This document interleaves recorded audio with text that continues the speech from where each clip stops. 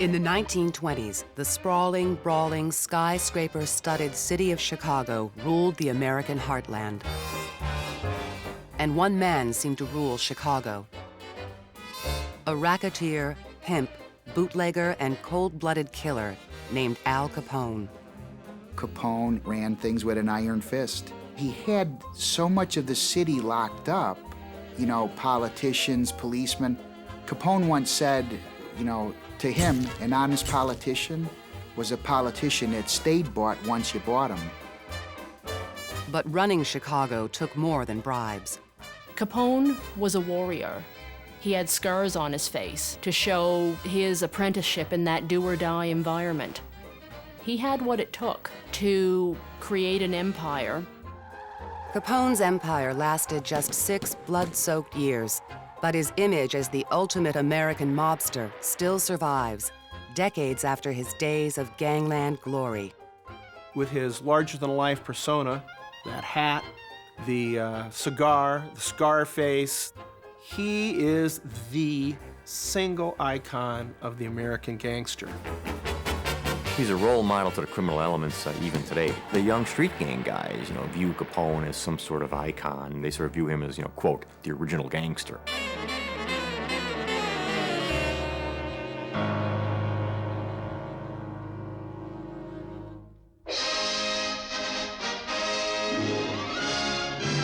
It's finally come to pass, and here's the proof. Mr. Alphonse Capone, alias Mr. Al Brown, alias the Big Shot, has met the enemy and he is theirs. It won't be long now before the world's most notorious gangster will be only an offensive memory. May 4th, 1932.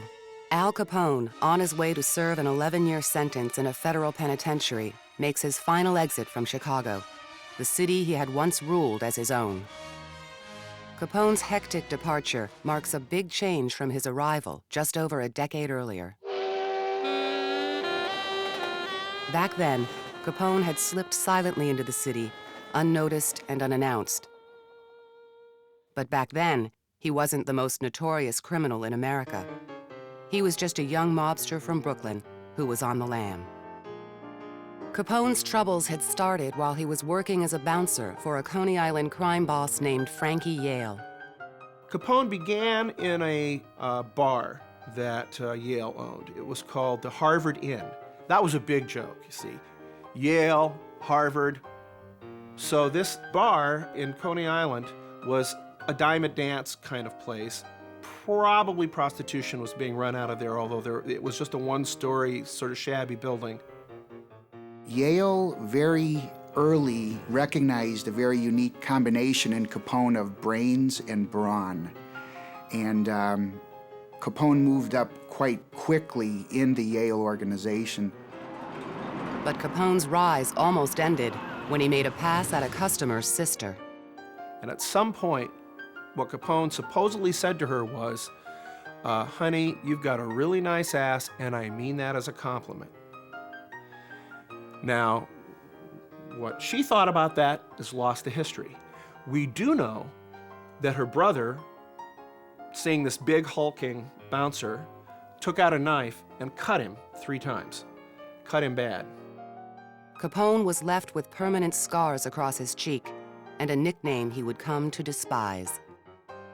He became Scarface at that point, but I don't believe that Scarface is a nickname that very many people ever used in front of him. His real nickname was Snorky, which apparently is Italian for elegant. But that elegance hid a vicious mean streak. By 1919, Capone had already killed at least 1 man in Brooklyn and roughed up plenty of others. Word on the street was that one of his victims was out for revenge.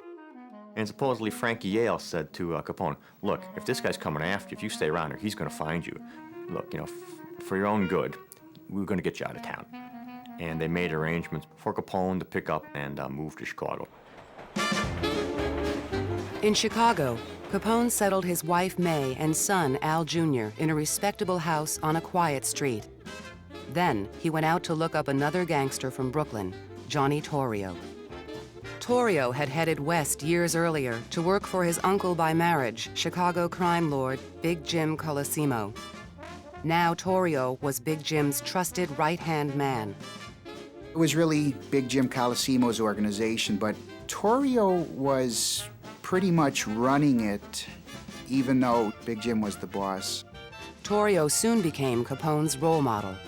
There's no question that Al Capone's serious life of crime begins with Johnny Torrio. But he was also a model in that he dressed well, he had good manners, he was a businessman, and that really appealed to Capone. Torrio and Capone would go on to form a partnership that would shape the future of organized crime. It all began on January 17, 1920, when a new constitutional amendment prohibiting the sale and manufacture of alcoholic beverages went into effect. Prohibition promised huge profits to those willing to flout the law. Gangsters in Chicago and across the nation rushed to grab their share. But when Torrio and Capone urged Colosimo to join in, Big Jim said no. He was quite content with what he was doing with his vice operations of prostitution and gambling. He enjoyed his club. He had recently divorced and married a singer named Dale Winter. He was quite happy in his life, very content. Jim Colosimo, who they loved and revered, was going to pass up on the opportunity of making millions of dollars for the group. So in the gangster world, Big Jim's got to go. On May 11, 1920, shortly after returning from his honeymoon, Colosimo was lured to his own speakeasy for a meeting. As he walked in, a lone gunman stepped out of a phone booth and shot him twice in the head. Some think the trigger man may have been Capone. There is little doubt that Torrio ordered the hit. Now, with their former leader lying dead in a pool of his own blood, the most profitable criminal gang in Chicago was theirs to run as they pleased. And no town in America offered more opportunities to ambitious young crooks during those years than Chicago. Chicago was a very corrupt place during Prohibition, so it was a wonderful breeding ground for organized crime and the bootlegging that went on at the time. The politicians were very corruptible, the police were very corruptible. But you didn't have to be a greedy politician or a crooked cop to find yourself rooting for the bootleggers. The real culprit here is Prohibition, because it turned the average Joe into a lawbreaker. It made Capone and his cronies the conduit for a product that had been legal until yesterday. The city of Chicago, for example, it voted 5-1 against Prohibition. It was doomed before it even went into law. All of the bootleggers, they were sort of viewed as public benefactors. They were giving the people what they wanted. Torrio and Capone were eager to do their part, and to do it with the least amount of bloodshed. So Torrio came up with a plan to organize Chicago's rival gangs into a cooperative cartel. He called the various major gang leaders together and said, guys, here's what we need to do to make this as profitable as possible. We need to cooperate. We'll all have our areas of the city. We'll agree to stay in our areas and not go in the other guy's area so that we can make maximum profit and there'll be minimum strife. Soon, Torrio and Capone had most of Chicago's crooks working together to arrange bribes and payoffs, share the expense of acquiring their booze, and coordinate their deliveries. But one local boy, Dean O'Banion, the North Side Gang's volatile and charismatic leader, wasn't too happy about sharing his business with two tough guys from Brooklyn. A brewery he and Torrio owned together gave O'Banion his chance to get rid of them once and for all. In early 1924, O'Banion offered to sell his half of the brewery to Torrio. So Torrio, ever the diplomat, the statesman, sees this as a wonderful opportunity, says yes, arranges the purchase from O'Banion. They agree to meet on a certain night, sort of the transfer of the possession as you would do in the closing on a house or something. And that night, the Chicago cops show up from the north side and raid the Sebin Brewery and arrest everybody in sight. It was a setup. O'Banion knew about the bust ahead of time and had lured Torrio into a trap. Torrio had one conviction over his head already. A second conviction carried a mandatory jail sentence, so there was no way Torrio could avoid jail, and O'Banion knew that.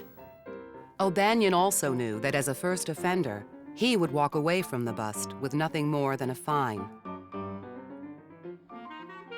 But Torrio's trial was delayed for months, giving him and Capone plenty of time to plot their revenge. O'Banion's front as a legitimate businessman made it surprisingly easy. In 1922, he bought a half interest in the William Schofield flower shop at 738 North State Street. O'Banion would be in that flower shop 9 to 5, Monday to Friday, quite often preparing the flower arrangements, ringing up the sales himself. O'Banion naturally became the florist of choice for every mob funeral in Chicago. So when a local gang boss died, Torrio and Capone knew their moment had arrived.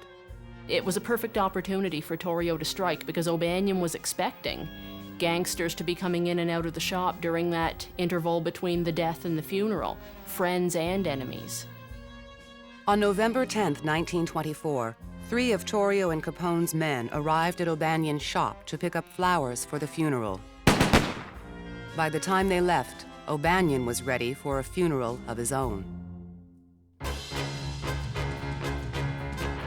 But the bullets that ended O'Banion's life also put an end to the shaky peace between Chicago's gangs. The city's headline writers would dub the bloodshed that followed the Beer Wars. The violence started, and then it was always, a killing, revenge, back and forth, and it just continued. It was actually a pretty sad state of affairs and earned Chicago that notorious reputation, even though New York had far more organized crime. In fact, Lucky Luciano, Capone's old friend from New York, came to visit. And his comment was, "This is a real goddamn crazy place. Nobody's safe in the streets." Not even Torrio or Capone. On January 12, 1925, Capone barely escaped death when his car was riddled with bullets. 12 days later, 2 of O'Banion's most loyal lieutenants caught up with Torrio on a street corner. They were Jaime Weiss and Bugs Moran. Weiss carrying a shotgun, Moran with a pistol. They converged on Torrio and opened fire. He ended up falling to the ground with half of his jaw blown away and his body torn by bullets. The story goes that they even ran up to him and tried to shoot a final round in his head, but the gun jammed. Torrio survived, and that was when he called Capone to his hospital bedside and he said, "Al, it's yours. I don't want it anymore." The syndicate that Torrio had started in 1920 was now the Capone organization. But it's during a hot gang war, so it's his if he's man enough or strong enough to hold it against opposition. And it's all about survival. To survive, Capone would have to win the beer wars. But if he wanted his business to thrive, he had to win the hearts of his potential customers at the same time. He was a pretty crafty image builder. It's no accident that when he was seen in public, he always had the Borsalino on at an angle. He always had the same kind of stylish top coat. And he also had this charismatic, larger-than-life persona. Capone certainly became a celebrity and even beloved. I mean, you would see him at baseball games almost throwing out the first pitch. This is a pop culture figure already, and he's got a lot more story to write at that point. Much of that story was being written in blood. But Capone's fans didn't seem to mind the corpses piling up in their streets. And the cops didn't seem to care either. I think it showed just how bad things had gotten and how brazen the gang elements were becoming. But there was always somewhat of a feeling that, well, as long as it's only gangsters being killed, who cares? Capone cared. If he didn't watch out, the next corpse found on the city's streets could very well be his. I think everybody sees Al Capone as he's the big, powerful boss. He's got the beautiful Cadillac. It's bulletproof. He's got the fancy clothes. The truth is, he's under constant threat. Friends of his are being killed. People are being killed all the time, back and forth, so it's not like he was enjoying these times. Capone was shot at in restaurants. He was shot at on the street. There are rumors that someone tried to poison his food. He had to have a food taster. He became a prisoner of his own fancy suite at the Hawthorne Hotel. Capone paid for that fancy suite with the vast profits rolling in from his illicit empire. But he knew his enemies were eager to get their hands on that money and on him. And none of those enemies frightened Capone more than the men who had tried to kill Johnny Torrio, Bugs Moran and Jaime Weiss. Jaime Weiss was a frightening sort of guy. You look at pictures of him even today, and I think you could be afraid of Jaime Weiss. And Jaime Weiss apparently was terminally ill and knew it. So he wasn't afraid of anything. He wasn't afraid of dying. In September 1926, Weiss and his men pulled up in front of a cafe where Capone was having coffee and demolished the entire block with machine gun fire. It was something that you'd see during wartime and not in one of America's biggest cities. Capone knew that Weiss would stop at nothing to kill him. So therefore, Weiss had to go. He went on October 11th, 1926.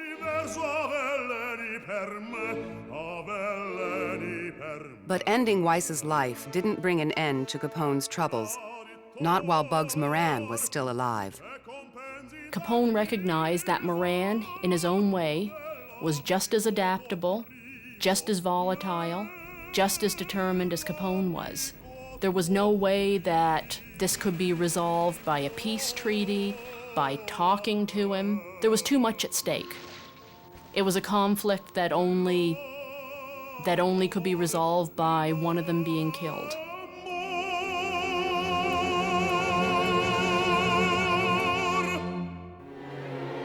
Capone decided to make his move in early 1929 when he learned that Moran was using a dingy North Side garage to meet with his top lieutenants.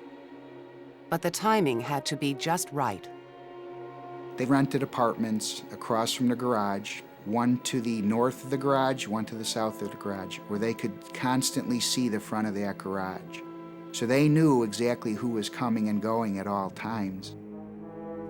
The lookouts kept watch for weeks. Then, on the morning of February 14th, 1929, the signal finally came. Bugs Moran had arrived for a meeting. Capone's waiting hitmen leapt into action. To catch their victims off guard, the killers disguised themselves as Chicago cops. The North Siders, who had nothing to fear from the city's corrupt and ineffective police, were fooled completely. Moran's guys just thought it was a routine bust, something they've been through. They'd be out in no time. They were ordered up against the wall. They were frisked. They were relieved of their weapons. And the rest is history, the famous St. Valentine's Day Massacre. The carefully planned operation had gone off without a hitch, except for one thing. Bugs Moran wasn't among the dead. The lookouts had fingered the wrong man. Moran was late for his appointment at the garage that morning because he had a barbershop appointment in the Parkway Hotel barbershop. Yeah, and that haircut, however much he paid for it, it was worth his life. Moran was apparently frightened to death by this. One would think he might say, well, you missed me, but he also had, a bunch of his men shot out from under him, and it had a demonstration of just what lengths Capone would go to. So Moran becomes increasingly a minor figure after that. But intimidating Moran and eliminating his gang didn't make the St. Valentine's Day Massacre a success for the embattled Capone. Even though the gangsters were still killing gangsters, this had escalated to something that they couldn't even imagine. One of the newspapers ran a headline that said, "Gangland graduates from murder to massacre." And it just shocked. Even to this day, when I look at those photos, it is shocking. It is shocking to see those photos.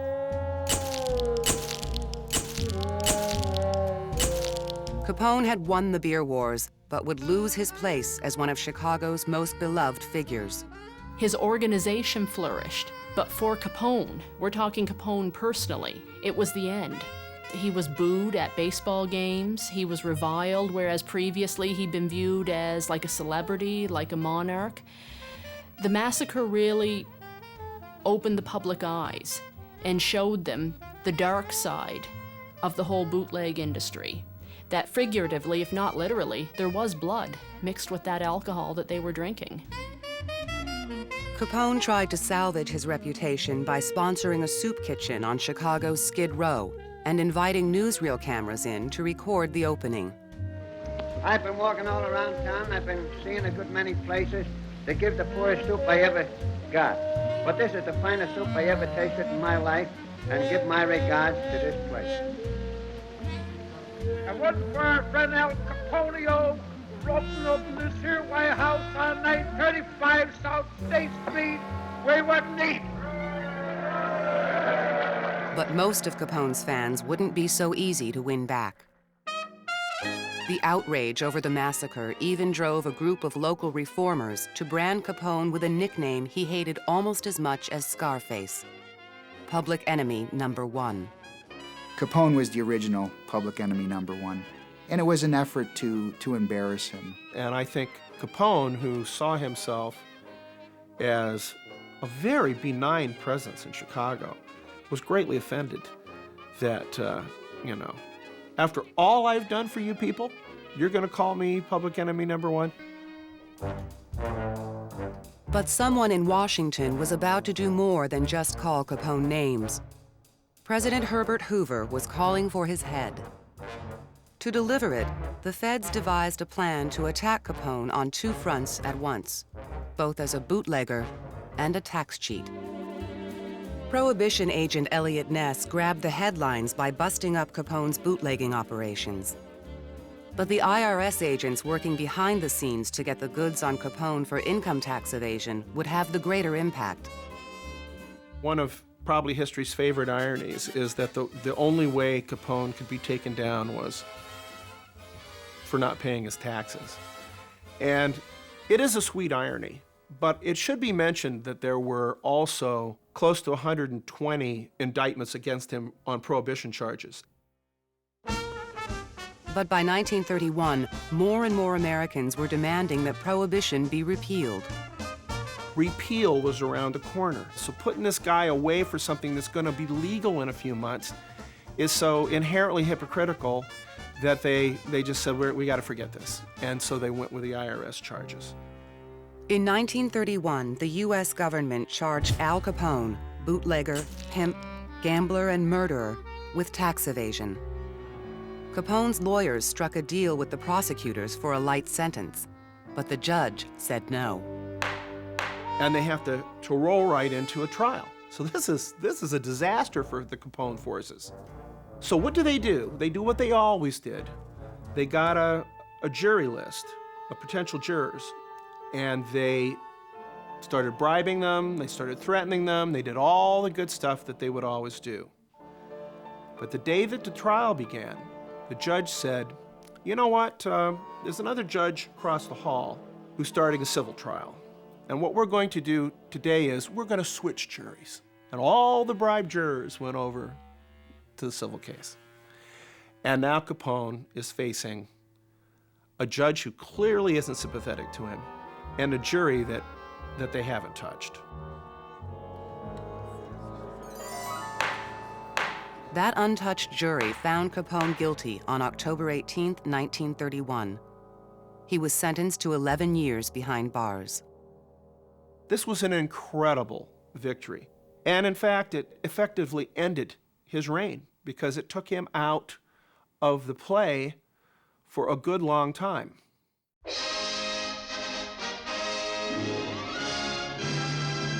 Al Capone's train is arriving from Chicago, and the crowd is rushing to get a glimpse of the ex-big shot. A sedan is waiting to take him to prison, and here he is still sporting his big white hat, which will probably be all out of style when he gets a chance to wear it again. After a short stint in Atlanta, Capone became one of the first prisoners transferred to the new maximum security penitentiary in San Francisco Bay, Alcatraz. And then he remains in Alcatraz until 1939, at which point, because of ill health, an advanced case of syphilis and everything that goes with that, he's paroled early. He kind of came out of Alcatraz, a fraction of what he was. He was no longer, he was no longer Big Al Capone. Capone did not return to Chicago, and his wife, May, was very loyal to him. This beautiful mansion they had in Florida, he lived there virtually as a patient. He had a little room where bodyguards watched over him. He would sit by the swimming pool. Some say he would fish in the swimming pool. Apparently, he did have good days and bad days, and he was seen in public from time to time. Might see him at the racetrack, but mostly he was home, and in the last few years, he was essentially an invalid. Syphilis, not bullets, finally killed Capone on January 25, 1947. He was only 48 years old. But Hollywood, true crime books, and popular legends have kept alive Capone's image as a cruel yet elegant gangster. That stamp is still on our culture. Tony Soprano is an extremely Capone-esque figure. The Godfather, as played by Marlon Brando, was in his way a Capone-esque figure. But the Hollywood glamour can make viewers forget the grim reality behind Capone's rise and fall. A lot of people sort of had this fascination where if you're like an Al Capone, you can do whatever you want, you can get away with it, and that's just not true. They have to remember, he was convicted. He did go to jail. He served hard time. He did suffer these effects of syphilis, which ravaged his brain. This is not a good story. This is a tragic story.